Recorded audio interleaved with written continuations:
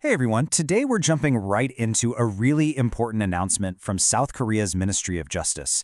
It's all about the 2025 Special Voluntary Departure Program. Now, if you or maybe someone you know is an undocumented foreign national in Korea, this is one guide you're definitely going to want to pay close attention to. And just to be super clear from the get-go, all the information we're covering today comes directly from the official source, the Ministry of Justice. We're sticking to the facts exactly as they've been released. So, what's the big idea here?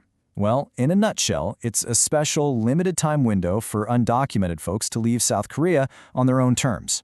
And in return, they get to avoid some pretty heavy penalties. You could say it's a chance to hit the reset button.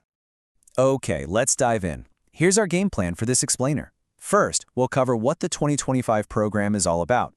Then, we'll get into who's eligible and what the actual benefits are. After that, we'll walk through the step-by-step application process, and finally, we'll wrap up with the most important details and who to call if you need help. All right, first things first, what exactly is this 2025 Special Voluntary Departure Program? To put it simply, this is an official policy that gives undocumented individuals a path to leave the country voluntarily. The government's offering some major incentives, like completely waiving fines, to encourage people to take this opportunity. Now, this next part is absolutely critical, so listen up. The program runs for a very specific and pretty short period of time. It starts December 1st, 2025, and it ends on February 28th, 2026. That's just a 3-month window. Once it's closed, it's closed. Okay, so we know what it is, but who's it for, and maybe more importantly, what do you actually get out of it? Let's get into eligibility and the benefits. The rules on who can apply are really specific. On one hand, you're eligible if you're an undocumented foreign national who was already in South Korea before the program kicks off on December 1st, 2025. But on the other hand, there's a pretty clear list of people who are excluded. You are not eligible if you entered illegally, used a fake passport, have a criminal record, or if you've been told to leave before and didn't. Oh, and this isn't for anyone who becomes undocumented after that December 1st start date. So, why even consider this? Well, there are two huge benefits on the table. First, you get a complete waiver of fines, and those can add up to a lot of money. Second, and this is a big one, you get a suspension of entry restrictions. Let's unpack that second one a little more. That phrase, suspension of entry restrictions, sounds kind of formal, right? So what does it actually mean for you? Well, it's a potential game changer. See, normally, if you overstay and get deported, you could be banned from coming back to Korea for years. This program basically pauses that ban.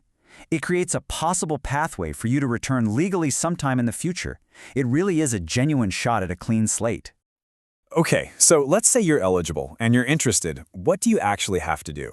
This next part is all about the practical stuff, how to apply. The good news is the paperwork isn't too crazy. You really just need 3 main things: your passport, the voluntary departure form, which you'll have to fill out, and, of course, your flight ticket out of the country.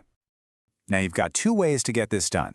You can go the in-person route and visit your local immigration office, but you have to do this between 3 and 15 days before you fly. Your other option is to do it online through the Hi Korea website. If you go online, you still need one final check at the airport's immigration office, and you have to get there at least 4 hours before your flight takes off. So let's just quickly walk through the in-person process. Step 1. Get your 3 documents together: passport, form, ticket. Step 2.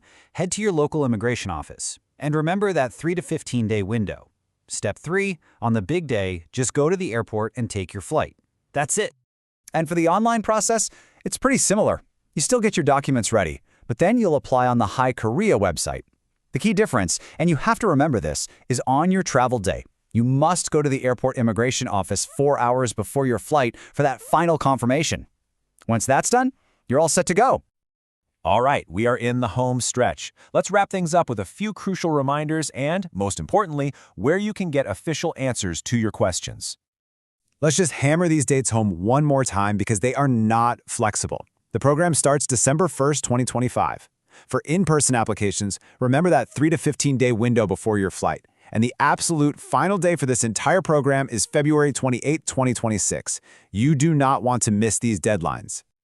Look, if you have any questions at all about your own personal situation, the absolute best thing you can do is talk to the experts. That means calling the official Ministry of Justice Immigration Contact Center. They're the ones with the answers. And getting in touch is super easy. The magic number you need to remember is just 1345. Simple as that. And check this out. This is really fantastic. You don't have to worry about a language barrier. The 1345 Center offers help in a ton of languages.